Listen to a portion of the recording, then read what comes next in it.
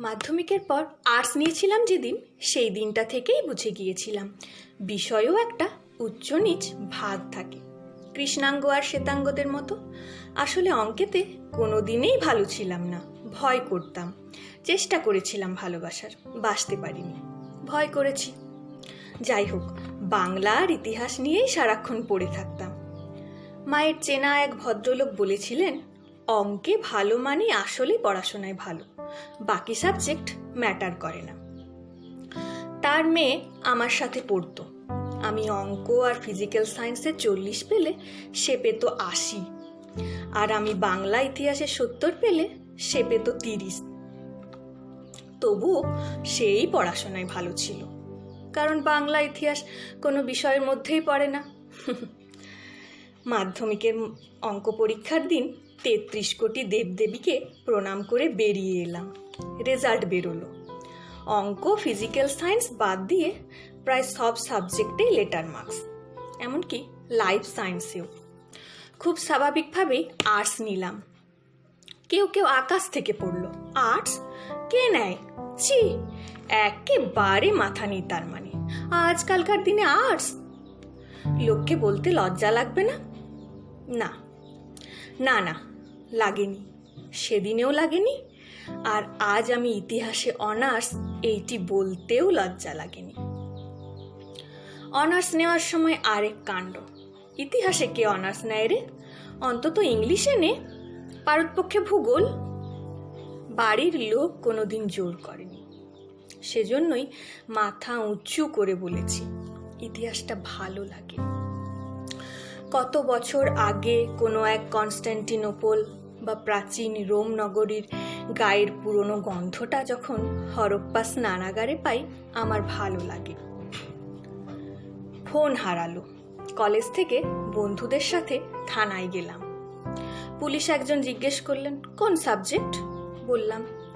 সে উত্তর দিল, কোন কোন ক্লাসে ফেল করেছিস? উত্তর দেওয়ার মতো কোনো শব্দ খুঁজে পাইনি। ইতিহাস, বাংলা, ফিলোসফি, পল সায়েন্স নেওয়া মানেই সে ফেল করেছে? বাহ, কি উচ্চ বিচার! আমাদের সমাজ অভিজাত বিষয় বলতে বোঝে বিজ্ঞান বিষয়কে। আর্টস হলে ইংরেজি আর ভূগোল, যদিও ভূগোলটাকে বিএসসির মধ্যেই ফেলা হয়। বাকি বিষয়গুলো হলো নিচতলার, খারাপ স্টুডেন্টরা পড়ে। এগুলো নাকি না পড়েই পাস করা যায়। চণ্ডীমঙ্গল, মনসামঙ্গল নিয়ে কোনো আইডিয়া আছে?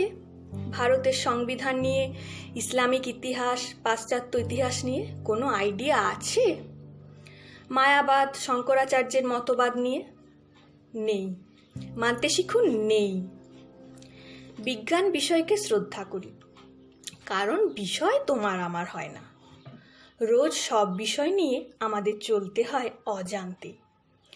তাহলে এত অবহেলা কেন আর্টস নিয়ে? WBCS ক্র্যাক করা খুব সহজ হতো ইতিহাসটা জল হলে। পাতার পর পাতা লিখে যাওয়া এতটাই সহজ হতো বাংলাটা সহজ হলে।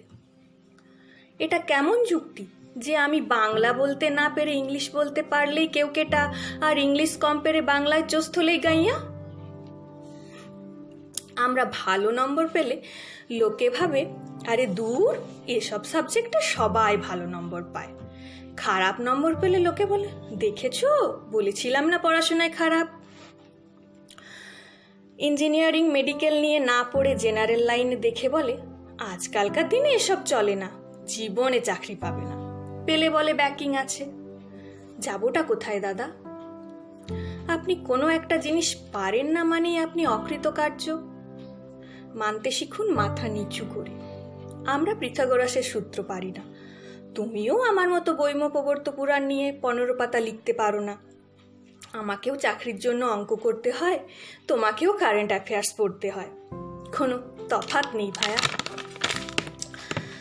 আমফানের আগাম বার্তা দিয়েছিল বিজ্ঞান, আর প্রকৃতি নির্ণয় করলো ভূগোল। মানুষ মানুষের কাছে এলো ভাষাকে সঙ্গী করে। ইতিহাস থেকে শিক্ষা নিয়ে পলিটিক্যাল ইউজ না করে একে অন্যের পাশে নিঃস্বার্থভাবে দাঁড়ানোটাই আমাদের ফিলোসফি। সাইকোলজিক্যাল স্ট্রমা কাটিয়ে ইকোনমিক স্ট্রং বানাতে হবে।